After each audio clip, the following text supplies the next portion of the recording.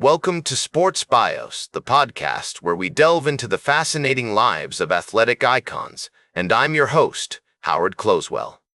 Today we're going to embark on a captivating journey through the life of Knute Rockne, a name that resonates deeply in the annals of American sports history. As we explore the transformation of a young Norwegian immigrant into one of the most revered figures in athletic history, get ready to witness the power of perseverance, innovation, and passion that defined his remarkable career. Born on March 4, 1888, in Voss, Norway, Knute Rockne's early life was shaped by the rugged landscapes and strong cultural heritage of his native land. The snow-capped mountains, pristine fjords, and quaint villages of western Norway instilled in him a sense of resilience and adaptability that would serve him well throughout his life. His parents, Lars and Martha Rockne, were devout Lutherans who valued education, hard work, and community, principles that would become the bedrock of Knute's character. In 1893, when Knute was just 5 years old, his family made the bold decision to leave Norway and immigrate to the United States, settling in Chicago's Norwegian-American community. The journey across the Atlantic was arduous, with the family facing countless challenges as they navigated the complexities of a new country. Yet, despite these obstacles, the Rocknes remained steadfast in their pursuit of a better life, driven by an unwavering determination that would become a hallmark of Knute's own career. The young Rockne grew up in a bustling neighborhood filled with the sounds of industry and the smells of freshly baked bread wafting from the local bakeries. The air was thick with the smell of coal smoke, fresh paint, and the distant tang of Lake Michigan. His childhood was marked by hard work and determination, as he helped his family make ends meet by working various jobs, including delivering newspapers and selling fruits and vegetables on the street corner.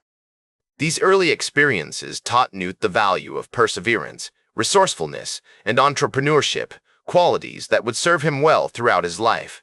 As a young boy, Rockne was fascinated by sports, particularly football, which was rapidly gaining popularity in the United States. He attended Chicago's Northwest Division High School, where he developed a passion for the game, playing on the school team and quickly distinguishing himself as a talented athlete. The gridiron became his proving ground, a place where he could test his physical limits, develop his strategic thinking, and forge lasting bonds with his teammates. Under the guidance of his coaches, Rockne began to understand the intricacies of the game, learning the importance of discipline, teamwork, and adaptability.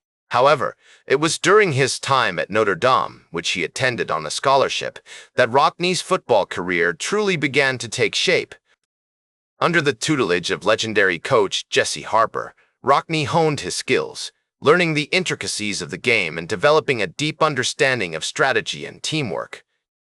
The iconic Golden Dome, the revered Basilica, and the storied tradition of Notre Dame football all combined to create an environment that fostered excellence, camaraderie, and spiritual growth. It was here that Rockne's passion for the game reached new heights as he became an integral part of the Fighting Irish team, leading his teammates with a fierce determination and unwavering commitment. The early years of Knute Rockne's life were also marked by significant historical events that would shape his character and future path. The late 19th and early 20th centuries were a time of great social change in the United States, with the country experiencing rapid industrialization, urbanization, and immigration. The Norwegian-American community in Chicago, where Rockne grew up, was a microcosm of these broader trends, with its own unique cultural traditions and challenges. As a young immigrant, Rockne navigated this complex landscape, forging a strong sense of identity that would serve him well throughout his life. The values of hard work, determination, and education, instilled in him by his parents, would remain with him throughout his life, informing his approach to football and beyond.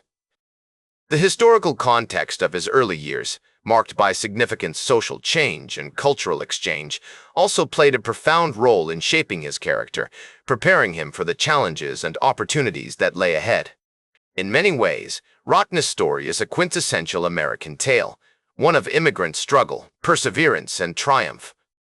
As Knute Rockne's playing career at Notre Dame came to a close, he began to lay the groundwork for his future success as a coach, much like a master architect designing a grand edifice.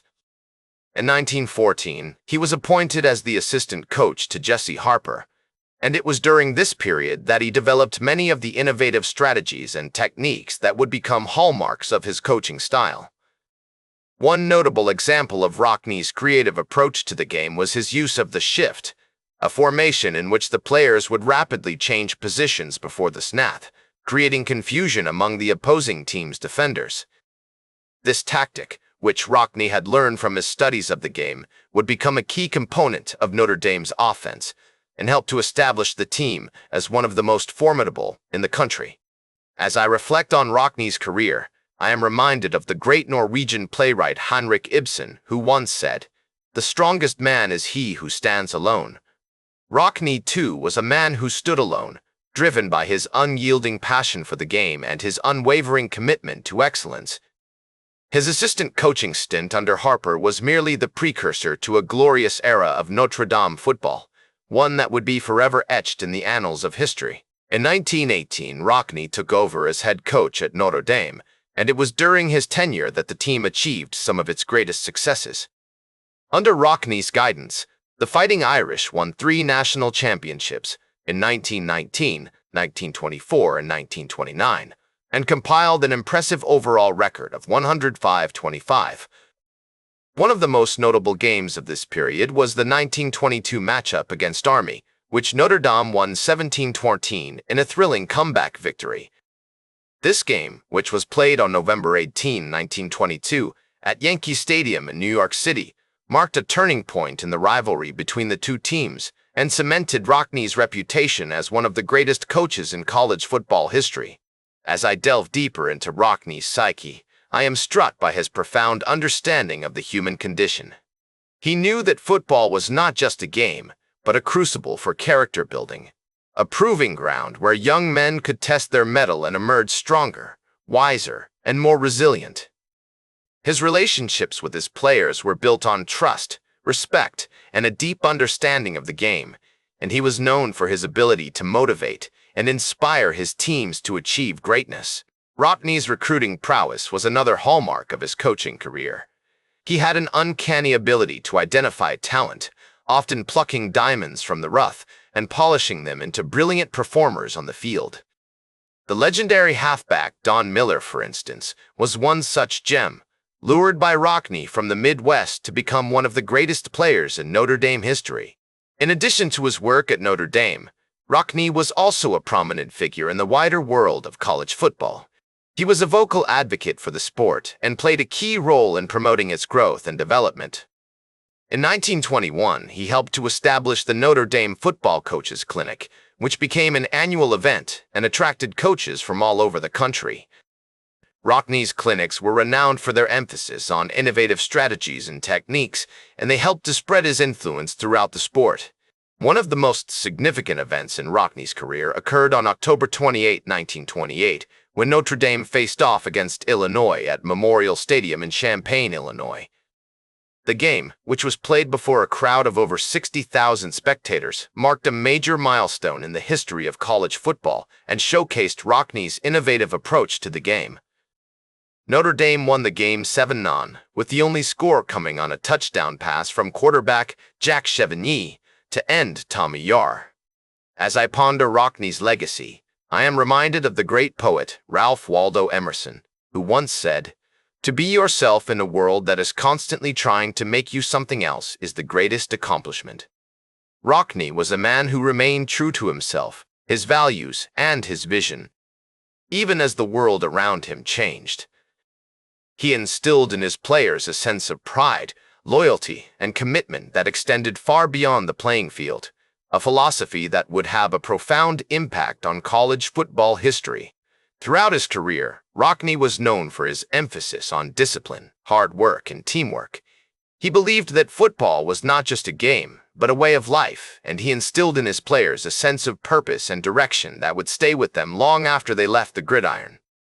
As he once said to his team, "Football is a great deal like life in that it teaches that work, sacrifice, perseverance, competitive drive, selflessness, and respect for authority are the price that each and every one of us must pay to achieve any goal that is worthwhile. This philosophy, which Rockne lived by every day, would become the bedrock upon which his coaching legacy was built. He remained a beloved figure in South Bend, Indiana, where he had built a dynasty at Notre Dame, a program that would forever bear the imprint of his unyielding passion and commitment to excellence.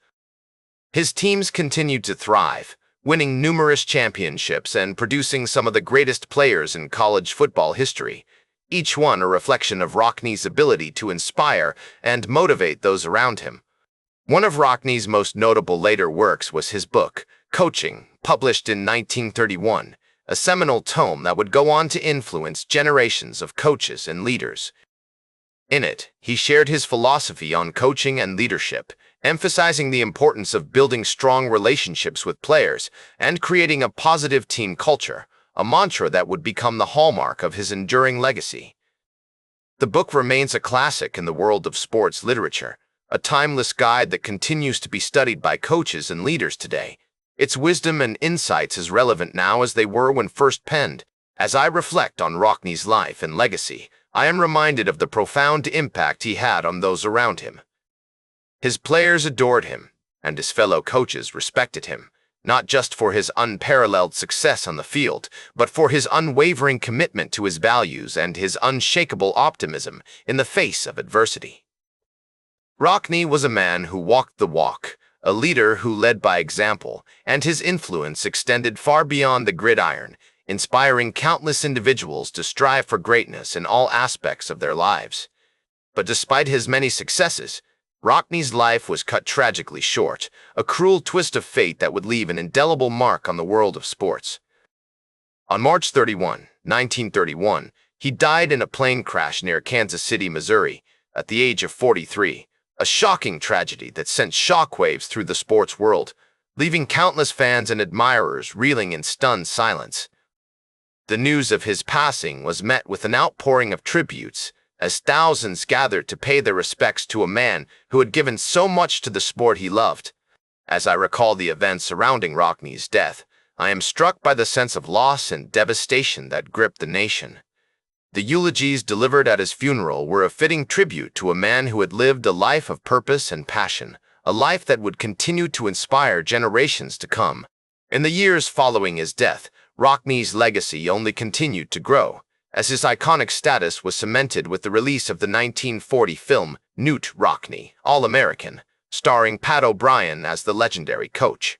Today, Knute Rockne is remembered as a pioneering figure in the world of sports, a man whose passion, dedication, and innovative approach to coaching inspired countless players and teams.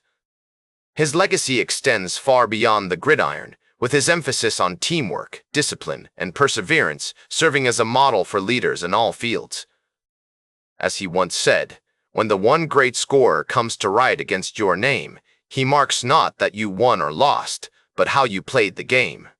These words continue to inspire athletes and non-athletes alike, reminding us of the importance of living with integrity, competing with passion, and striving for excellence in all that we do. As I reflect on Rockne's life and legacy, I am reminded of the power of sports to shape our lives, to teach us valuable lessons about teamwork, perseverance, and character. That's all for today's Sports Bios.